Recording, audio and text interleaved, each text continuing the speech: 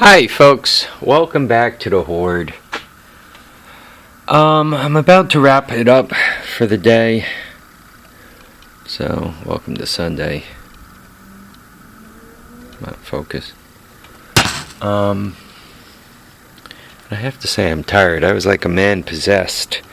All the stuff I've been playing with, between playing with the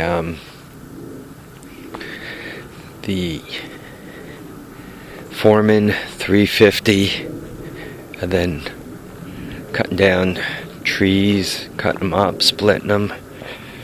And for today's topic, we're going to talk about the golf cart project. So I got some firewood ready. I've already brought some of it in. You guys remember this thing?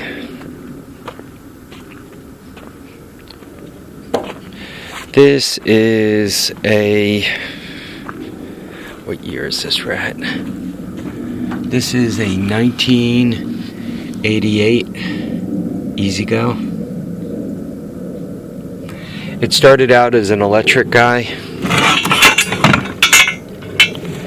and I'm converting it to be gas. That is a TRX200SX engine. I picked this engine because it has reverse. Homie likes reverse, especially when you have like a 500-pound cart. The last thing you want to do is have to drag it backwards. Just to refresh you guys, the original axle was an electric axle with a motor kind of on top. And the problem was to just do a chain drive from the top of that to this motor. I would have had too much gear reduction. Basically, the electric rear end wanted about 3,000 RPM into it to get about 12 miles per hour. And that thing, that shaft output, is lucky to be putting out like 1,000 RPM, and that's lucky. So it would have been in high gear, wide open. I would have been driving around probably at about 4 miles per hour. So that wasn't going to work out for me. What I decided to do is go with the straight axle, and to do that I had to extend the frame. What I used was, they call this stuff Uni Strut. You could buy it over at Home Depot. So what I did, I like the Uni Strut because it wraps around. You guys can see the way it wraps around the frame. And I basically went underneath and overlapped it. I overlapped it for a pretty good length. Right. Thank you. Excuse the bad camera work, guys. I'm sorry about this. Anyway, yeah, you guys could see I overlapped it for a pretty good length, right? And then I drilled and bolted it on here in such a way that it smashes down, right? As I tighten that bolt, it smashes down up against the frame. And I did that on the other side too. I think you guys could see that where the jack is. You could see it's bolted, and that's all, right? In the back,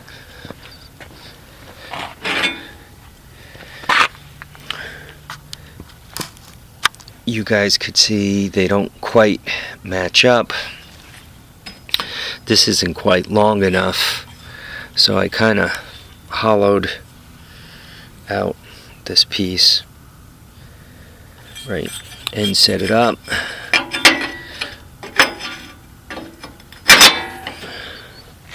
So you guys could see it overlaps there, and then down here it overlaps. I'm going to have to put some material in here, but it clamps right up tight. against the frame. So you can see the way that's going to look. And this thing is basically the same. Then I'll put the bumper, right, I'll hang the bumper right off here.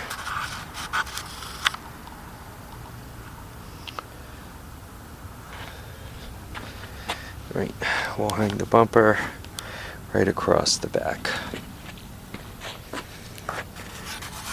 Get my fingers out of the range.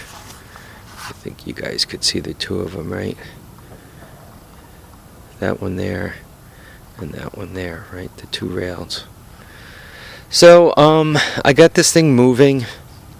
The nice thing is, because I have so much length out here, I'm able to move it around a little bit to make sure I get everything level, straight, and so forth. I want to turn this thing into a roller as soon as possible. And quite honestly, I want to get it out of the driveway here. It should have never sat in the driveway this long. It really should have made it to the upper garage where I should be working on it. Right, it shouldn't be sitting in the way down here. So as soon as I get it to be a roller, I could get it off the trailer, right, and get it to the upper garage. And once again, once it's a roller, once that axle's bolted up properly, and depending, I might depending on how it feels, if it flexes, if I'm noticing that I'm beginning to bend things, I might box this frame up a little bit more too. That wouldn't be all that hard, right? I could just put angle iron around it, or the Uni Strut around it the other way. As a matter of fact, it might not even be a bad idea to kind of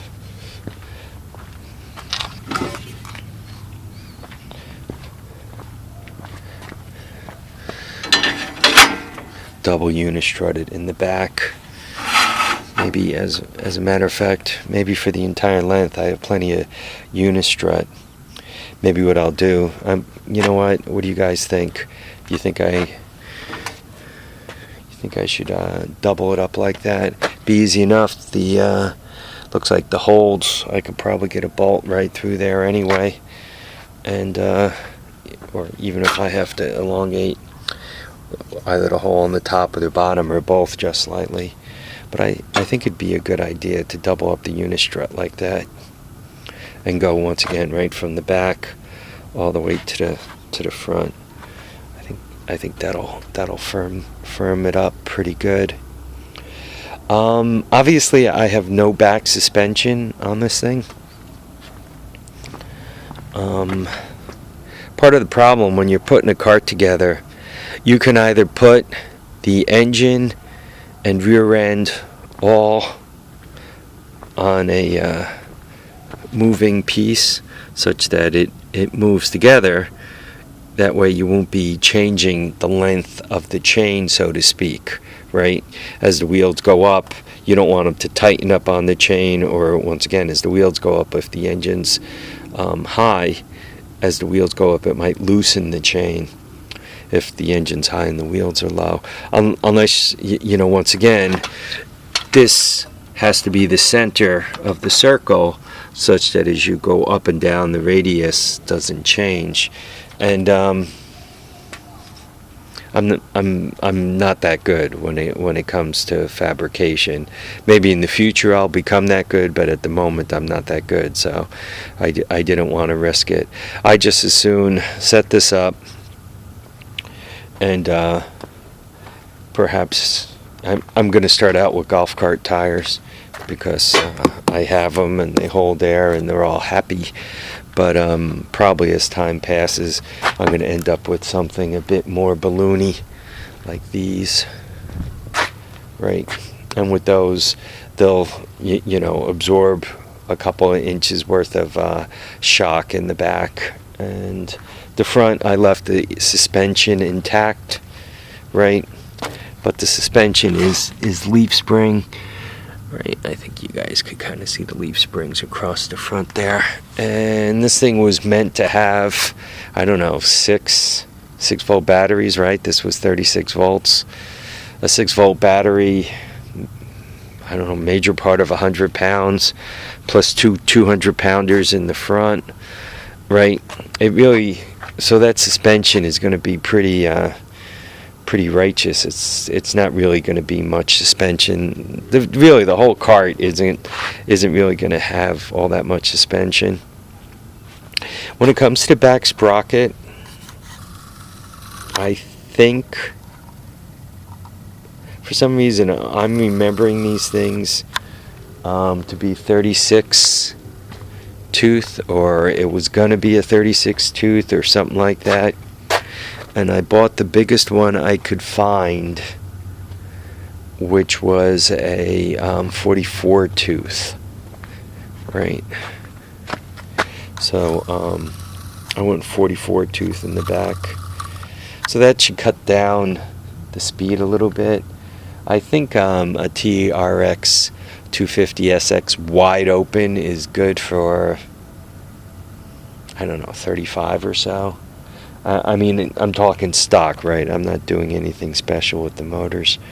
So if it's 30 wide open, that's faster than I'm going to want to go with this thing.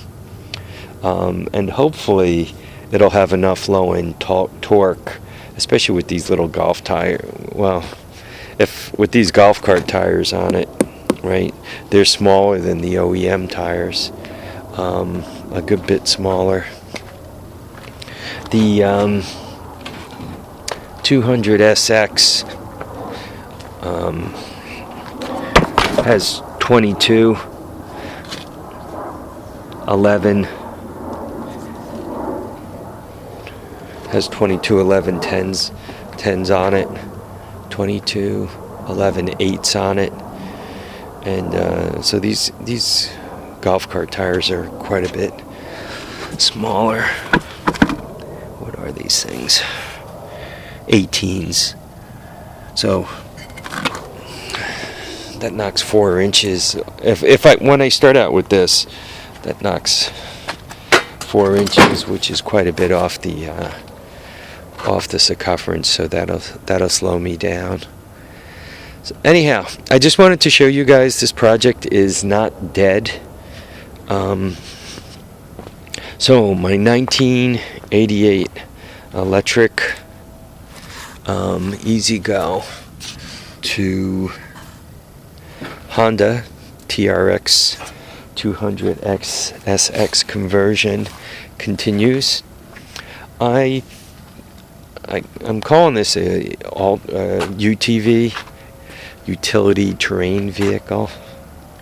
So it should be fun. It should be a lot of fun. It's going to look like a really ratty golf cart. I mean, just a piece of crap. I mean, just look at it. But underneath it is really solid. I mean, it just reeks of rat. But the frame is solid, and especially once it's reinforced like that. If I quiet the motor down and you know put a seat on it, it's just going to look like a golf cart until you fire it up and start banging it through the gears. I'm not sure where the shift lever is going to be. I'm not sure if I'm going to set it up something small over here, right? Or if I'm going to put something through the center. Whatever it is, I don't want to hook directly to the shift mechanism on the engine, because if you screw up, you can bend, break, mess up the shift arm, and I'd rather not do that. I'd rather have it break, snap something up here, than just redo it and hook it back up. So Well, guys, let me know what you think. I had a lot of trouble figuring out how to kind of get the motor where I wanted it to go, and it takes a while. You actually got to use like wires and brackets and angle iron and all kinds of things, and try to figure out how to suspend it from the top, and at the same time, you know, get the tilt just right and all that. So I actually spent quite a lot of time on that. It's also not a thrill to drill the frame. I actually, one of the car shows last year, I actually had to buy a short right angle drill to be able to do it. So okay, folks, this is getting to be too long a video. I want to thank you all for watching and commenting and subscribing. Remember to keep your feet down, keep your head up, and enjoy all your days. Bye now.